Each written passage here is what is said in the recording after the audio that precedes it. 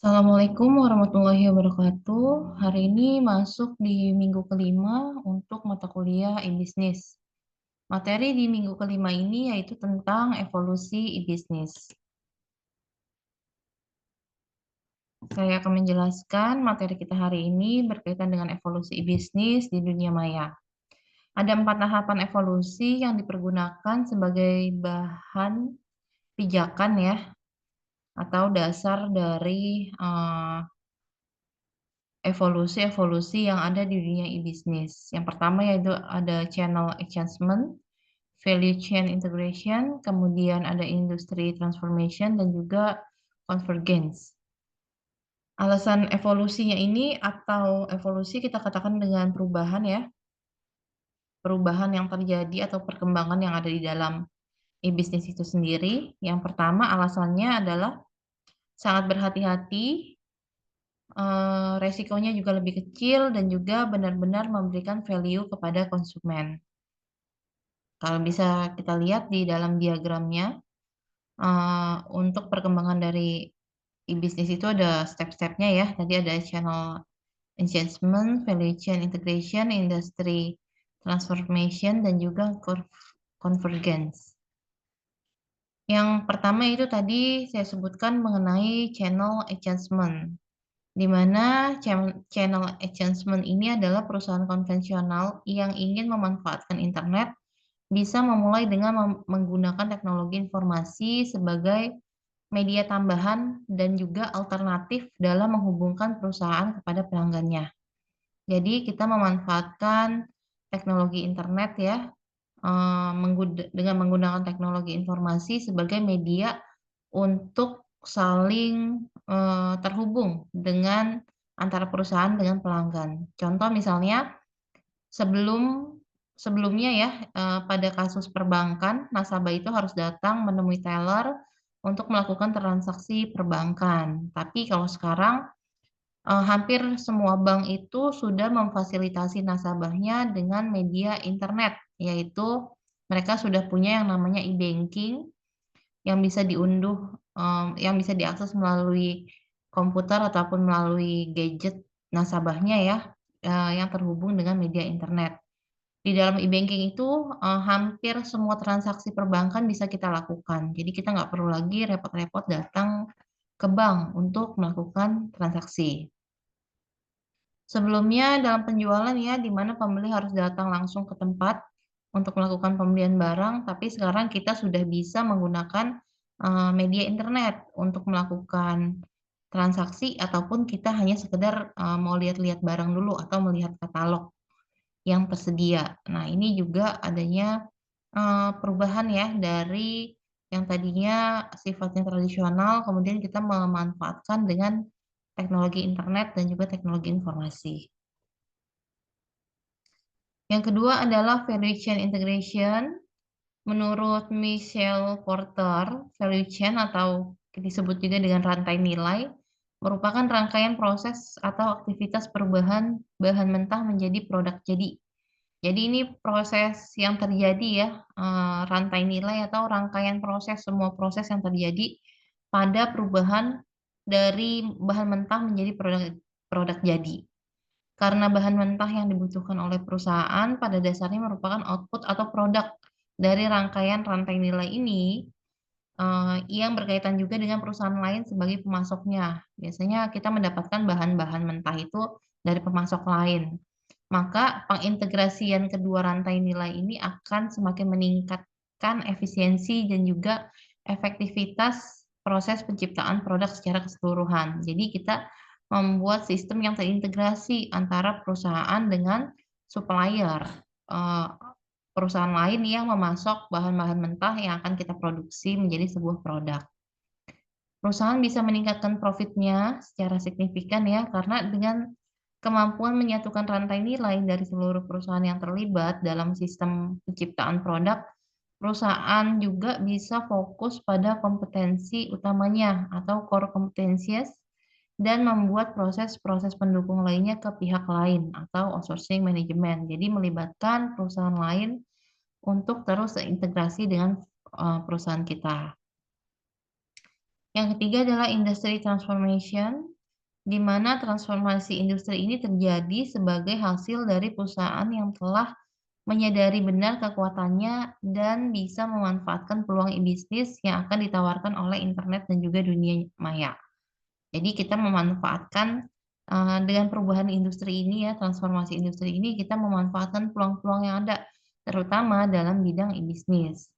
Tidak sedikit juga perusahaan yang akhirnya harus menunggu core bisnisnya setelah melihat kekuatan utama yang dimilikinya dan juga tingginya kompetensi di industri terkait. Tentunya kalau kita mau bertahan di sebuah industri ya, kita mau berkembang, maka kita harus bisa mengikuti perubahan-perubahan yang terjadi pada industri tersebut.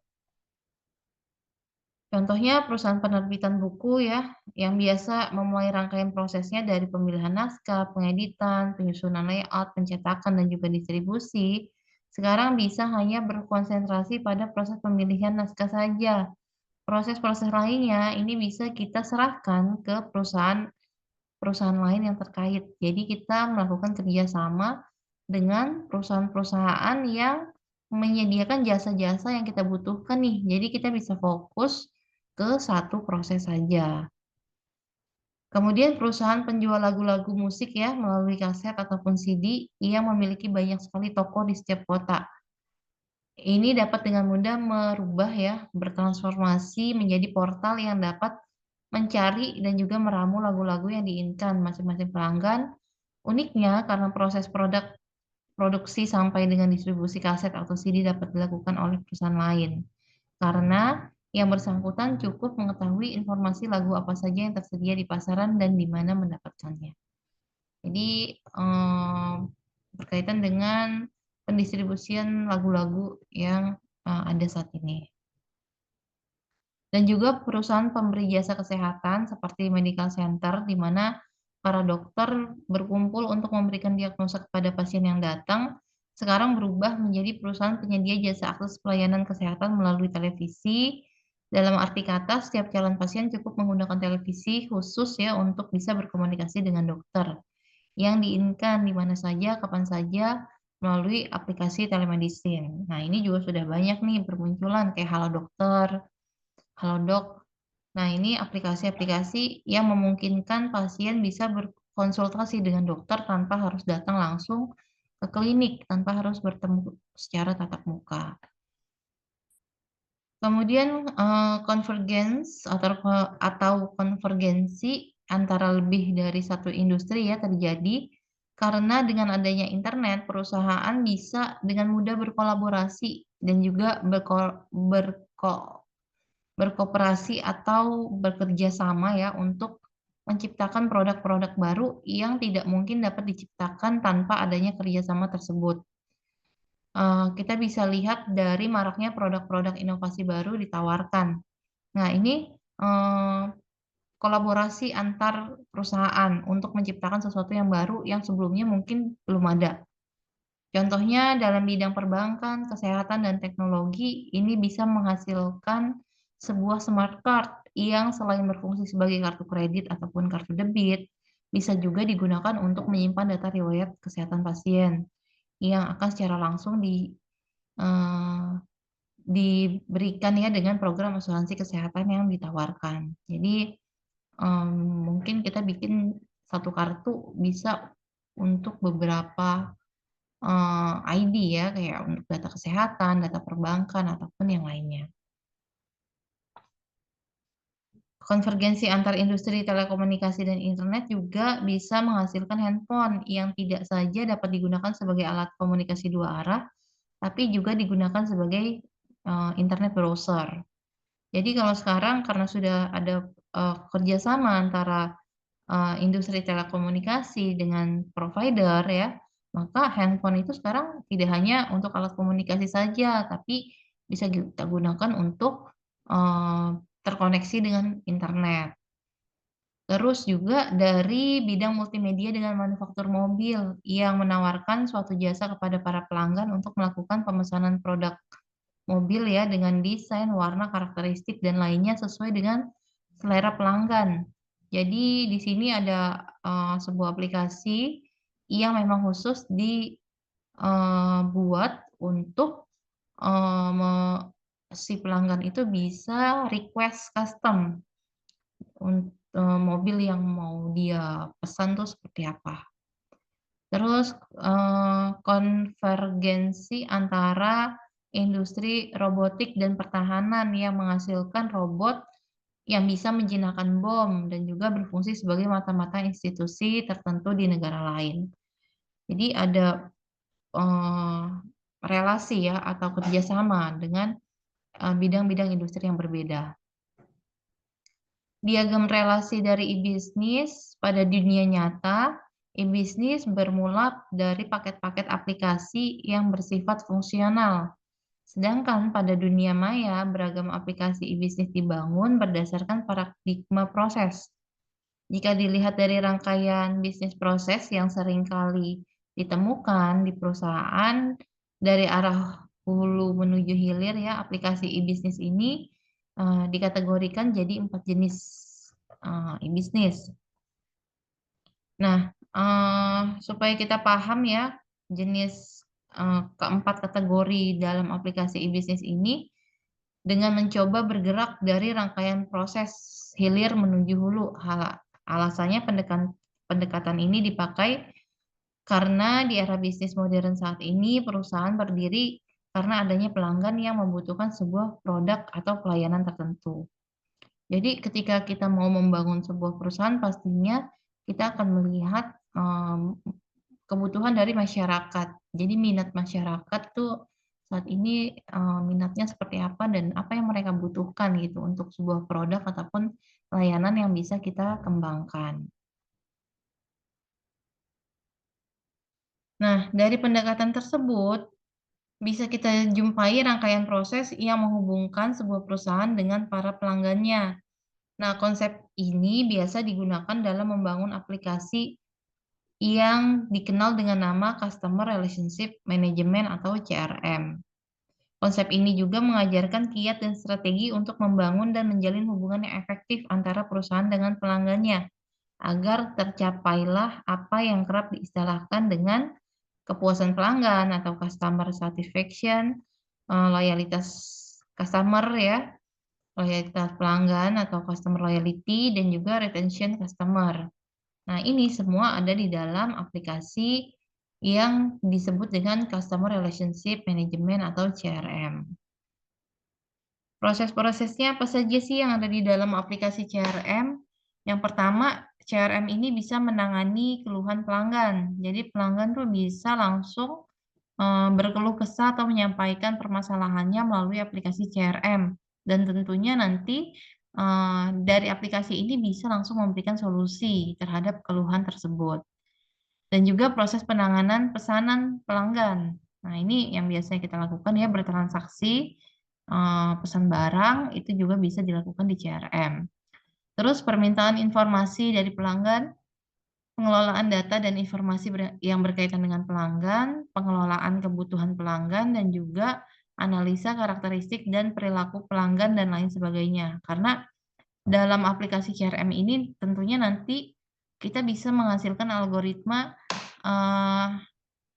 algoritma itu akan menghasilkan apa ya, karakteristik dari pelanggan yang menggunakan aplikasi tersebut, dari apa yang dia suka atau apa yang dia butuhkan ya, sehingga, aplikasi bisa menawarkan secara otomatis produk-produk yang mungkin diminati oleh pelanggan tersebut.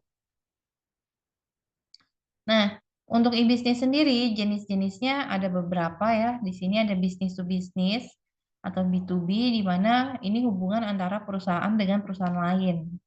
Terus bisnis to customer, B2C, yaitu, hubungan antara bisnis dengan pelanggan. Customer to customer, C2C, ini hubungan antara pelanggan dengan pelanggan.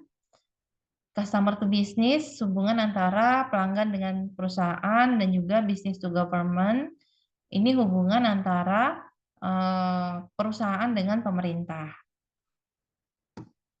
Aplikasi e-bisnis yang sudah ada ya dan sudah banyak digunakan. Di sini ada Amazon.com, jenis kategorinya B2C, berarti business to customer ya, hubungan Aplikasi ini berhubungan dengan perusahaan dengan pelanggannya. Dia produknya itu ada buku, musik, video, mainan, elektronik, artikel hadiah, dan lain-lain. Ada eBay. eBay ini kategorinya bisa masuk ke customer to customer dan juga business to customer. Jadi hubungan antara customer dengan customer atau perusahaan dengan customer, karena eBay ini spesialisasinya yaitu untuk lelang.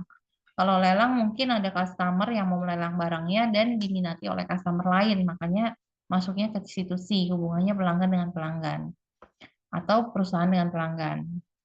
Ada e-trade, ini B2C, customer dengan perusahaan dengan pelanggan atau perusahaan dengan perusahaan, di mana ini isinya adalah stok dan informasi investasi dan juga layanan keuangan. Berkaitan dengan investasi ya, mungkin ada perusahaan lain yang minat untuk berinvestasi dengan perusahaan lainnya, ya berarti hubungannya B2B. Atau ada pelanggan yang berminat untuk berinvestasi di perusahaan tersebut, berarti B2C. Apa saja manfaat e-bisnis bagi perusahaan ya, atau bagi pebisnisnya? Yang pertama, memperpendek jarak ya, jadi dia tidak perlu melakukan pemasaran, harus datang langsung ke tempat-tempat yang belum dia kunjungin ya. Cukup dari kantornya saja, tapi bisa melakukan pemasaran melalui media digital ke seluruh wilayah, baik nasional maupun global. Perluasan pasar ini juga ya, karena semakin banyak market targetnya yang akan kita capai ya, semakin banyak wilayah yang bisa digapai, maka pasar kita targetnya pun akan semakin luas. Memperluas jaringan mitra kerja juga ya, biayanya lebih terkendali, efisien, cash flow-nya terjamin, aluran cash-nya sangat terjamin ya kalau menggunakan aplikasi e-bisnis ini, dan juga masih banyak manfaat lainnya. Sedangkan bagi konsumen, ya kita sebagai konsumen pastinya akan merasa lebih efektif, biaya juga terkendali ya, nggak mengeluarkan ongkos, kita nggak capek, aman juga secara fisik, harga murah, dan juga fleksibel. Bagi masyarakat pada umumnya, ini adalah peluang kerja baru dan juga wahana kompetisi. Jadi kita akan berhadapan dengan peluang-peluang baru ya, jenis pekerjaan baru, dan juga mungkin peluang untuk membuka usaha baru. Dan juga ini ajang kompetisi juga ya, karena semakin banyak perusahaan-perusahaan yang muncul ataupun pebisnis perorangan yang mencoba untuk melakukan sebuah bisnis di bidang e-bisnis ini. Bagi dunia akademis, tentunya ini sebagai tantangan baru, dan juga untuk para dosen, mahasiswa, peneliti akan tertantang untuk melakukan analisis terhadap perubahan nih pola bisnis dari yang bisnis biasa menjadi e-bisnis. Ini juga membuka kerangka baru dalam penjualan jasa pendidikan. Latar belakang pembentukan situs e-bisnis, adanya kebutuhan konsumen ya, dari konsumen membutuhkan, karena kalau saya sebagai konsumen tentunya saya butuh mendapatkan informasi secara cepat, tepat ya, tanpa saya harus datang ke perusahaan, datang ke toko, datang ke tempat orang-orang yang melakukan transaksi jual beli, tapi saya pengennya dari rumah aja, tapi saya bisa mendapatkan informasi-informasi yang saya butuhkan. Terus juga keprihatinan dan juga kesadaran konsumen akan pentingnya media digital saat ini ya, dengan perkembangan teknologi informasi yang ada sekarang. Dan juga kondisi sosial, ekonomi, dan demografi yang tentunya akan ikut melakukan perubahan. Hambatannya dari e-bisnis apa saja? Belum terbentuknya high trust issue society. Jadi di kalangan masyarakat ya, sebagian besar rasa percayanya itu masih kurang dengan karena banyak juga ya penipuan-penipuan yang terjadi dengan orang-orang yang melakukan transaksi secara online. Maka mungkin masyarakat pun masih belum bisa sepenuhnya percaya dengan teknologi e-bisnis. Pada umumnya harga tidak bisa ditawar lagi. Kalau kita ketemu langsung kan biasanya ada proses tawar-menawar harga. Tapi kalau di sudah masuk ke media internet, tentunya kita menggunakan harga yang sudah tertera. di aplikasi. Sarana prasarana masih belum memadai. Mungkin dari koneksi internetnya masih lambat ya. Di Indonesia sendiri mungkin kecepatan koneksi internet itu dinilai masih cukup lambat. Masih sangat sedikit SDM yang memahami dan menguasai konsep dan juga implementasi TI. Jasa pos masih membutuhkan pembenahan dan peningkatan nih, terutama pengiriman barang ya. Adanya tindak kejahatan kartu kredit, tentunya ini akan membuka peluang kejahatan baru juga. Perbedaan platform masih menunggu ya, karena kita kalau mau transaksi online kan nggak langsung barangnya akan ada setelah kita bayar, tapi kita harus nunggu barangnya sampai datang. E-bisnis juga masih banyak yang memandang sebelah mata. Jadi mungkin masih kurang percaya ya. Terutama kalau misalnya kita konsultasi ke dokter, mungkin kita belum terlalu paham atau belum terlalu percaya ketika kita melakukan konsultasi dengan aplikasi telemedicine. Nah, ini yang harus kita rubah pemahamannya, baik dari sisi perusahaan ya, pebisnisnya maupun dari sisi pelanggan. Konsumennya aktif dan juga etika dan moralitas. Langkah-langkah bisnis dengan sistem e-bisnis yaitu yang pertama, kita harus bisa mempublikasikan halaman web tentang produk-produknya kepada seluruh masyarakat. Gimana nih kita harus punya strategi? Oh, di-share di media sosial, kita share lagi misalnya di mana, di grup misalnya, untuk mempublikasikan web yang kita punya. Calon pembeli juga bisa memilih produk dan mengisi formulir transaksi elektronik dengan mencantumkan nomor kartu kreditnya. Ini untuk keperluan pembayaran. Setelah proses pembayaran selesai, barang akan dikirim melalui jasa pos ya atau jasa pengiriman barang lainnya. Nah, ini proses langkah-langkah dari e-bisnis. Transaksi apa saja yang bisa dilakukan di dalam e-bisnis? Kita bisa milih produk, inisialisasi pembelian ya, permintaan otorisasi, dan juga otorisasi, permintaan pelunasan, dan juga pengiriman barang. Sedangkan kalau kita tinjau dari alat pembayarannya, sekarang ini ada yang namanya sistem uang digital ya, anonimus, cek elektronik, kredit card elektronik, ataupun electronic funds transfer. Ini alat-alat pembayaran yang bisa kita gunakan di dalam e-bisnis. Oke, materi kita itu saja untuk hari ini. Saya akhiri. Wassalamualaikum warahmatullahi wabarakatuh.